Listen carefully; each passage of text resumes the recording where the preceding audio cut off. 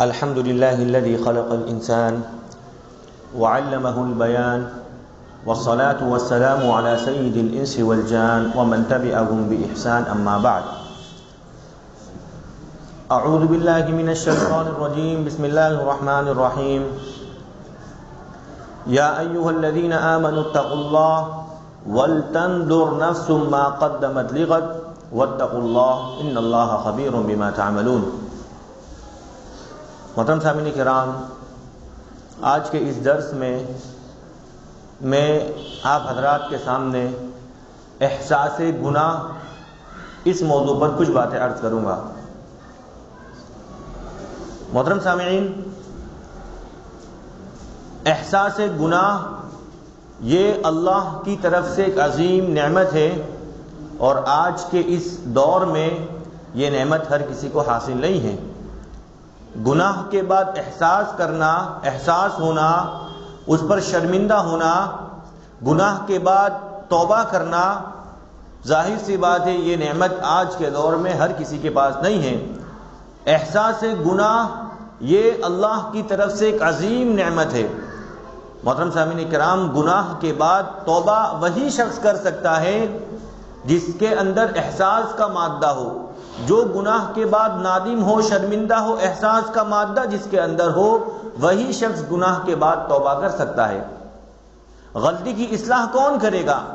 ظاہر سی بات ہے غلطی کی اصلاح وہی شخص کرے گا جو اپنی غلطی کو غلطی تسلیم کرے، جسے یہ یقین ہو کہ ہاں میں نے غلطی کی ہے، اس کے بعد وہ شخص اصلاح کرے گا۔ اگر ہم گناہ کو گناہ نہیں سمجھیں گے، گناہ کے بعد احساس کا مادہ نہیں پیدا ہوگا، تو محترم سامعین کرام یاد رکھیے ہم گناہ کے بعد ہم توبہ بھی نہیں کر سکتے۔ اللہ کے نبی صلی اللہ علیہ وسلم کی وہ حدیث ہمارے سامنے ہوگی کہ جب بندہ گناہ کرتا ہے اور گناہ کے بعد وہ توبہ نہیں کرتا تو اس کے دل پر ایک سیاہ نقطہ ہو جاتا ہے۔ اب وہ جیسے جیسے گناہ کرتے چلے جاتا ہے، توبہ کی توفیق نہیں ملتی، گناہ کے بعد احساس کا مادہ ختم ہو جاتا ہے، تو پتہ چلتا ہے کہ اس کا دل مکمل سیاہ ہو جاتا ہے۔ اب خیر کی اور بھلائی کی باتیں اثر نہیں کرتی۔ گناہ کے بعد احساس کا مادہ بالکل ختم ہو جاتا ہے۔ کیوں؟ کیونکہ اس کا دل مکمل سیاہ ہو چکا ہے۔ اور محترم سامعین کرام، مومن کے اندر احساس کا مادہ، گناہ کے بعد احساس کا مادہ کتنا قوی ہونا چاہیے، اس تعلق سے ایک حدیث سنتے ہیں۔ اللہ کے نبی صلی اللہ علیہ وسلم نے ارشاد فرمایا تھا کہ ان المؤمن یرا ذنوبہ کأنہ قاعد تحت جبل یخاف ان یقع علیہ، کہ ایک مومن گناہ کے بعد یوں تصور کرتا ہے کہ اگر اس نے توبہ نہیں کی، اسے احساس نہیں ہوا، تو گویا وہ ایک پہاڑ کے نیچے بیٹھا ہے اور وہ پہاڑ کسی بھی وقت اس پر گر سکتا ہے۔ تو محترم سامعین کرام، کتنا زبردست احساس ہمارے اندر ہونا چاہیے۔ اگر ہم حقیقی معنوں میں مومن ہیں تو گناہ کے بعد مومن کے اندر احساس کا مادہ اتنا قوی ہوتا ہے کہ گناہ کے بعد اگر وہ توبہ نہیں کرتا تو گویا یوں محسوس کرتا ہے کہ میں ایک پہاڑ کے نیچے بیٹھا ہوں، اگر میں نے توبہ نہیں کی تو پہاڑ کسی بھی وقت مجھ پر آ گر سکتا ہے۔ اور ایک فاسق و فاجر شخص کی مثال دیتے ہوئے اللہ کے نبی نے فرمایا کہ ایک فاسق و فاجر شخص جب اس سے گناہ ہوتا ہے، وَإِنَّ الْفَاجِرَ يَرَى ذُنُوبَهُ كَذُبَابٍ مَرَّ عَلَى أَنفِهِ، تو گویا اسے یوں محسوس ہوتا ہے کہ کہیں سے ایک مکھی اڑ کر آ کر میری ناک پر بیٹھ گئی اور میں نے اپنے ہاتھ کے اشارے سے اسے بھگا دیا، یعنی احساس کا مادہ ذرہ برابر اس کے اندر نہیں ہوتا۔ تو محترم سامعین کرام، اس حدیث کو سامنے رکھ کر ہم تمام شخص اپنے آپ کا اندازہ لگائیں کہ ہمارے اندر مومنوں کی صفت ہے کہ گناہ کے بعد ہمیں یوں محسوس ہوتا ہے کہ ہم پہاڑ کے نیچے بیٹھے ہیں اور پہاڑ کسی بھی وقت گر سکتا ہے، یا یوں محسوس ہوتا ہے جیسے فاسق و فاجر شخص کی مثال اللہ کے نبی نے دی کہ ذرہ برابر احساس نہیں ہوتا، گناہ کے بعد وہ یوں تصور کرتا ہے کہ ایک مکھی اڑ کر میری ناک پر بیٹھی ہے، گویا بس مجھے اس کو اپنے ہاتھ کے اشارے سے اسے اڑانا ہے۔ تو محترم سامعین کرام، آج ہماری مثال کس جیسی ہے مجھے بتانے کی ضرورت نہیں ہے۔ اور اللہ کے نبی نے فرمایا کہ گناہ کے بعد اگر کوئی شخص احساس کرتا ہے، اسے احساس ہوتا ہے، تو گویا احساس ہی توبہ کا نام ہے۔ الندم توبہ، اللہ کے نبی نے فرمایا کہ احساس گناہ، یعنی گناہ کے بعد احساس ہونا، گویا یہی توبہ کا نام ہے، احساس کرنا ہی توبہ ہے۔ عائشہ رضی اللہ تعالی عنہا بیان کرتی ہیں کہ ان التوبۃ یغفر الذنوب الندم، کہ توبہ یہ ہے، گناہ کے بعد توبہ یہ ہے کہ انسان کے اندر احساس کا مادہ پیدا ہو، گویا احساس ہوا، گویا اس نے توبہ کر لی۔ تو محترم سامعین کرام، بہت سارے اسباب ہو سکتے ہیں احساس گناہ کے بعد احساس پیدا کرنے کے۔ میں آج کے اس درس میں کچھ ایک اسباب ذکر کروں گا کہ گناہ کے بعد احساس کا مادہ کس طرح پیدا ہو۔ محترم سامعین کرام، پہلا طریقہ یہ ہے کہ ہم گناہ کو حقیر نہ سمجھیں، گناہ کو حقیر نہ جانیں۔ آج سب سے بڑی پریشانی یہ ہے کہ آج ہم گناہ کو معمولی سمجھتے ہیں کہ گناہ صغیرہ ہے، چھوٹا گناہ ہے، ہم حقیر سمجھتے ہیں، اور چھوٹے گناہ کر کے ہمارا ضمیر اتنا مضبوط ہو جاتا ہے کہ ہم کبیرہ کی طرف مائل ہوتے ہیں، اور اس کے بعد احساس کا مادہ ختم ہو جاتا ہے۔ اللہ کے نبی صلی اللہ علیہ وسلم اپنی چہیتی بیوی عائشہ رضی اللہ تعالی عنہا سے بیان کیا کرتے تھے کہ عائشہ، ایاک ومحقرات الاعمال فإن لها من اللہ طالبا، اے عائشہ گناہ کو حقیر نہ سمجھا کرو، گناہ کو حقیر سمجھنے سے بچو، فإن لها من اللہ طالبا، کیونکہ ان حقیر گناہوں کا جنہیں تم حقیر سمجھتی ہو، کل قیامت کے دن ان کا بھی مواخذہ ہوگا، اللہ کے ہاں ان کا بھی حساب و کتاب ہوگا۔ تو محترم سامعین کرام، ہمیں کیا کرنا ہے؟ ہمیں گناہ کو حقیر سمجھنے سے بچنا ہے، کیونکہ ہم گناہ کو حقیر سمجھیں گے، گناہ کو معمولی سمجھیں گے تو کبھی بھی احساس نہیں پیدا ہو سکتا۔ گناہ کا احساس کسے پیدا ہوگا؟ ظاہر سی بات ہے، جو گناہ کو حقیر نہیں سمجھے گا، جو گناہ کو ہلاک کر دینے والا گناہ سمجھے گا، اس کے بعد احساس کا مادہ پیدا ہوگا۔ اگر ہم حقیر سمجھیں گے، یاد رکھیے کبھی بھی احساس کا مادہ نہیں پیدا ہو سکتا۔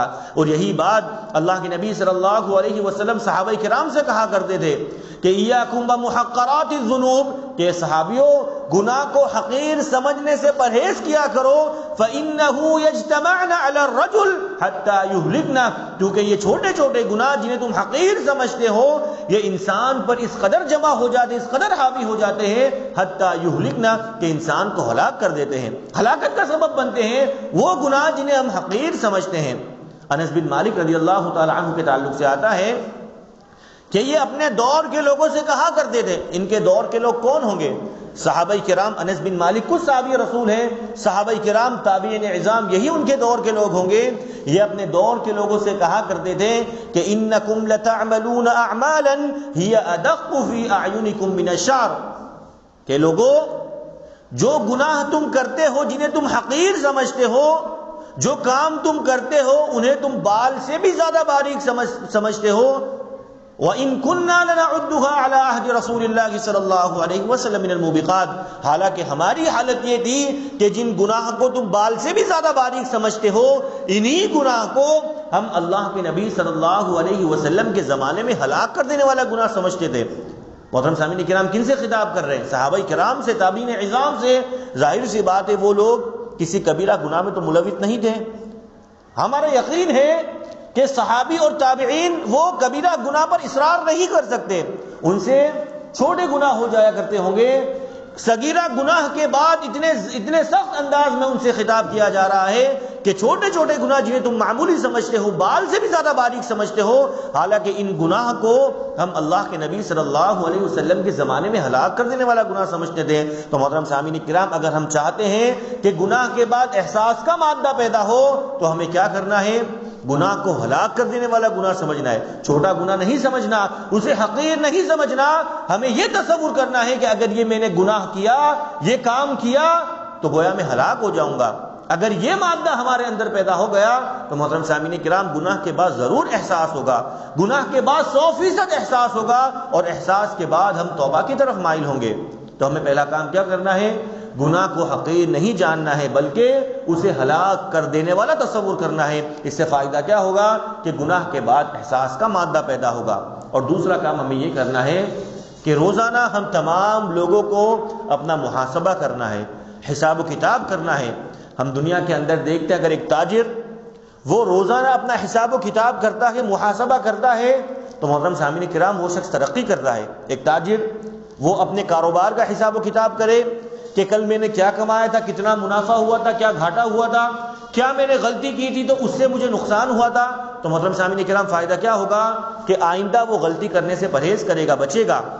کل جتنا نقصان ہوا تھا وہ کوشش کرے گا کہ آنے والے وقت کے اندر کم سے کم نقصان ہو، کل جتنا فائدہ ہوا تھا وہ کوشش کرے گا کہ آنے والے وقت میں زیادہ سے زیادہ فائدہ ہو۔ تو حساب و کتاب کرنے والا تاجر ترقی کرتا ہے، اور جو شخص اپنے کاروبار کا، اپنے تجارت کا محاسبہ نہیں کرتا تو محترم سامعین کرام اس کی دولت بہت ہی جلد ختم ہو جاتی ہے، ضائع ہو جاتی ہے۔ تو یہی معاملہ دیندار شخص کا ہے۔ دیندار شخص جو ہوتا ہے وہ روزمرہ اپنا حساب و کتاب کرتا ہے کہ میں نے پچھلے دنوں میں کتنے گناہ کیے، کیا نیکیاں کی، آئندہ دنوں میں کیا ایسے کام کروں جو گناہ سے بچ سکوں جو میں نے پچھلے دنوں کیے تھے، ایسا کیا کام انجام دوں جس سے میں نیکیاں زیادہ سے زیادہ حاصل کر سکوں۔ تو محترم سامعین کرام، اگر جو شخص اپنا محاسبہ کرے گا، ظاہر سی بات ہے محاسبے کے وقت اگر کوئی گناہ سرزد ہوگا تو اسے احساس ہوگا یا نہیں ہوگا کہ یہ گناہ میں نے پچھلے دنوں نہیں کیا تھا، یہ گناہ مجھ سے نیا گناہ انجام پایا ہے، پچھلے دنوں نہیں ہوا تھا۔ تو محترم سامعین کرام، محاسبہ کرتے وقت، حساب و کتاب کرتے وقت اسے احساس ضرور ہوگا، اور احساس ہوگا تو کیا کرے گا وہ؟ ظاہر سی بات ہے اس گناہ کو ختم کرنے کی کوشش کرے گا، وہ توبہ کی طرف راغب ہوگا۔ عمر رضی اللہ تعالیٰ عنہ کہا کرتے تھے، حاسبوا انفسکم قبل ان تحاسبوا، لوگو تم اپنے نفس کا محاسبہ کیا کرو، حساب و کتاب کیا کرو، قبل اس کے کہ اللہ تم سے حساب و کتاب کرے، تمہارا محاسبہ کیا جائے، اللہ تمہارے نامہ اعمال تمہارے سامنے پیش کرے، تم سے حساب و کتاب کرے، اس سے پہلے تم خود اپنا محاسبہ کر لیا کرو۔ اور قرآن مجید میں اللہ تبارک و تعالیٰ محاسبہ کے تعلق سے ارشاد فرماتا ہے، یا ایھا الذین آمنوا اتقوا اللہ ولتنظر نفس ما قدمت لغد واتقوا اللہ ان اللہ خبیر بما تعملون۔ محترم سامعین کرام، قرآن مجید میں جہاں کہیں بھی اللہ رب العالمین نے کسی اہم کام کا، کسی اہم چیز کا حکم دیا ہے تو اس کام سے پہلے یا اس کام سے بعد یہ ضرور کہا ہے واتقوا اللہ، کہ اللہ سے ڈرا کرو، تقوی اختیار کیا کرو۔ قرآن کریم میں جہاں کہیں بھی اللہ نے کسی اہم کام کا حکم دیا ہے، اس کام سے پہلے یا تو کہا ہے واتقوا اللہ، یا اس کام کے بعد ضرور کہا ہے واتقوا اللہ۔ لیکن محاسبہ نفس اتنا اہمیت کا حامل ہے کہ اللہ نے اس کام سے پہلے بھی کہا ہے واتقوا اللہ، اور اس کام کے بعد بھی کہا ہے واتقوا اللہ۔ تو محترم سامعین کرام، اس سے یعنی آگے پیچھے اللہ نے کہا ہے واتقوا اللہ، مجھ سے ڈرا کرو، اس سے محاسبہ نفس کی اہمیت پتہ چل رہی ہے۔ اللہ فرماتا ہے یا ایھا الذین آمنوا، اے وہ لوگوں جو ایمان لائے ہو، اتقوا اللہ، اللہ سے ڈرا کرو، ولتنظر نفس ما قدمت لغد، یہ اللہ نے اہم کام کا حکم دیا کہ ہر شخص کو دیکھ لینا چاہیے کہ وہ کل اپنے لیے کیا آگے بھیج رہا ہے۔ محترم سامعین کرام، ہم نیکی کریں، ہم برائی کریں، گویا وہ اپنے جمع کر رہے کل کے لیے، نیکیاں بھی جمع ہو رہی ہے اور برائیاں بھی جمع ہو رہی ہے۔ اللہ فرماتا ہے وَلْتَنْظُرْ نَفْسٌ مَا قَدَّمَتْ لِغَدٍ، کہ ہر شخص کو دیکھ لینا چاہیے کہ وہ اپنے لیے کل کیا آگے بھیج رہا ہے۔ پھر اللہ نے کہا واتقوا اللہ، اور مجھ سے ڈرا کرو۔ تو محترم سامعین کرام، محاسبہ نفس کی اہمیت پتہ چلی۔ اللہ فرماتا ہے وَلْتَنْظُرْ نَفْسٌ مَا قَدَّمَتْ لِغَدٍ، ہر شخص کو دیکھ لینا چاہیے کہ وہ اپنے لیے کیا آگے بھیج رہا ہے۔ تو جو بندہ حساب و کتاب کرے گا تو محترم سامعین کرام گناہ سے بچے گا۔ اگر بحیثیت انسان گناہ ہو بھی جائے تو اس کے اندر احساس کا مادہ پیدا ہوگا، اور جب احساس کا مادہ پیدا ہوگا تو محترم سامعین کرام وہ توبہ ضرور کرے گا۔ اب صحابہ کرام کی مثال لے لیجئے، بہت ساری مثالیں میں آپ حضرات کے سامنے پیش کر سکتا ہوں، لیکن وقت مختصر ہے، میں ایک مثال پیش کر کے اپنی بات ختم کروں گا۔ ایک صحابی ماعز بن مالک، ہم نے کئی مرتبہ ان کا واقعہ سنا ہے، جب ان سے زنا ہوا یہ فوراً اللہ کے نبی صلی اللہ علیہ وسلم کے پاس پہنچے۔ محترم سامعین کرام، کون پہنچتا ہے؟ ظاہر سی بات ہے گناہ کے بعد جسے احساس ہوگا، کیونکہ وہ جانتے تھے کہ میں شادی شدہ ہوں اور مجھ سے زنا ہو گیا ہے، اور میری جو سزا اسلام کے اندر ہے وہ رجم کی سزا ہے، وہ اللہ کے نبی صلی اللہ علیہ وسلم کے پاس پہنچ گئے۔ اب بتائیے، ایک انسان جسے پتا ہو کہ اگر میں نے لوگوں کے سامنے اقرار کر لیا کہ مجھ سے گناہ ہوا ہے اور اس گناہ کے عوض مجھے رجم کر دیا جائے گا، میری زندگی چھین لی جائے گی، اس کے باوجود وہ لوگوں کے سامنے لوگوں کو آگاہ کر دے مجھ سے گناہ ہوا ہے، اس کا مطلب کہ احساس کا مادہ کتنا قوی تھا کہ انہیں ذرہ برابر یہ برداشت نہیں تھا کہ گناہ کے بعد جو رجم کی سزا ہے وہ مجھ پر نافذ نہ کی جائے، ذرہ برابر انہیں احساس نہیں تھا۔ اللہ کے نبی صلی اللہ علیہ وسلم کے پاس پہنچ گئے کہ اللہ کے نبی مجھ سے زنا ہوا ہے۔ 3-4 مرتبہ اللہ کے نبی نے لوٹایا، لیکن وہ بار بار کہتے رہے اللہ کے نبی طاہر نہیں، مجھے پاک کیجیے، مجھ سے زنا ہوا ہے۔ اللہ کے نبی کو خود یقین نہ آیا کہ بھلا کوئی شخص کیسے قبول کر سکتا ہے مجھ سے زنا ہوا ہے، کون شخص اپنی جان کو قربان کر سکتا ہے۔ اللہ کے نبی نے صحابہ کرام سے پوچھا کہ ماعز نے کہیں شراب تو نہیں پی لی ہے جو نشے میں بہکی بہکی باتیں کر رہے ہیں؟ یا کہیں پاگل تو نہیں ہو گئے؟ معاذ بن مالک کہتے اللہ کے نبی اپنے ہوش و حواس میں کہتا ہوں مجھ سے زنا ہو گیا، اللہ کے نبی نے رجم کرنے کی سزا سنا دی۔ اس کے کچھ دنوں کے بعد ایک غامدیہ عورت اللہ کے نبی صلی اللہ علیہ وسلم کے پاس آئی کہ اللہ کے نبی معاذ کو تو آپ نے پاک کر دیا، اللہ کے نبی مجھے بھی پاک کیجئے۔ عورت جس کے تعلق سے ہم تمام لوگ جانتے صنف نازک ہوا کرتی، کمزور ہوتی ہے، اگر یہ حدیث صحیح سند کے ساتھ ہم تک نہ پہنچتی تو محترم سامعین کرام یقین کرنا مشکل تھا کہ ایک عورت اپنے آپ کو موت کے حوالے کیسے کر سکتی ہے۔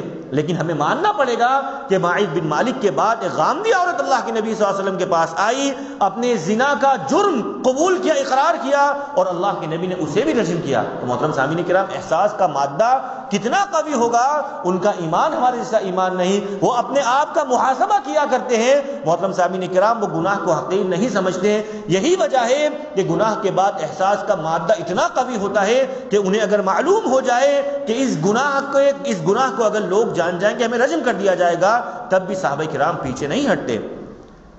کچھ صحابی تو اللہ کے نبی صلی اللہ علیہ وسلم کے پاس پہنچ گئے، یا اللہ کے نبی زمانے جاہلیت میں جو ہم سے گناہ ہوئے تھے، یا اللہ کے نبی ایمان لانے کے بعد کہیں اللہ زمانے جاہلیت میں ہونے والے گناہ کا تو مواخذہ نہیں کرے گا نا؟ تو محترم سامعین کرام یہ کون کرتا ہے؟ ایمان لانے کے بعد تمام معاملات، تمام پچھلے گناہ معاف کر دیے جاتے ہیں، لیکن احساس اتنا زبردست کہ اللہ کے نبی جو گناہ ہم سے زمانے جاہلیت میں ہوئے تھے کہیں اللہ اس کی پکڑ نہ کر لے۔ فکر، احساس، تبھی اللہ کے نبی صلی اللہ علیہ وسلم کے پاس آئے۔ تو محترم سامعین کرام جو طریقے میں نے آج کے درس میں پیش کیے کہ بندہ گناہ کو حقیر نہ سمجھے، گناہ کو معمولی نہ سمجھے، چھوٹا نہ سمجھے، بلکہ ہلاک کر دینے والا سمجھے، اس سے وہ گناہ سے بچے گا اور بحیثیت انسان اس سے گناہ ہوں گے تو محترم سامعین کرام احساس کا مادہ پیدا ہوگا، اور جب احساس ہوگا تو وہ توبہ کرے گا۔ اور ظاہر سی بات ہے جو شخص گناہ سے توبہ کر لے تو اللہ کے نبی نے فرمایا وہ شخص ایسے ہی ہے جس نے اپنے گناہ سے توبہ کر لی کہ گویا اس سے گناہ ہوا ہی نہیں ہے۔ تو گناہ کو حقیر نہیں سمجھنا ہے اور روزانہ اپنے آپ کا محاسبہ کرنا ہے، حساب و کتاب کرنا ہے۔ انشاءاللہ یہ دو کام کر لیں گے تو محترم سامعین کرام گناہ کے بعد احساس کا مادہ ضرور پیدا ہوگا۔ آخر میں اللہ سے ہم دعا کریں گے کہ اللہ تبارک و تعالیٰ تمام قسم کے گناہ سے ہم تمام لوگوں کی حفاظت فرمائے۔ اگر بحیثیت انسان ہم سے گناہ ہو بھی جائے تو اللہ گناہ کے بعد احساس کی ہمیں توفیق دے، گناہ کے بعد ندامت اور شرمندگی کی توفیق دے، تاکہ اللہ ہم تیرے دربار میں حاضر ہو کر توبہ کر سکے۔ آمین۔ وما علینا الا البلاغ۔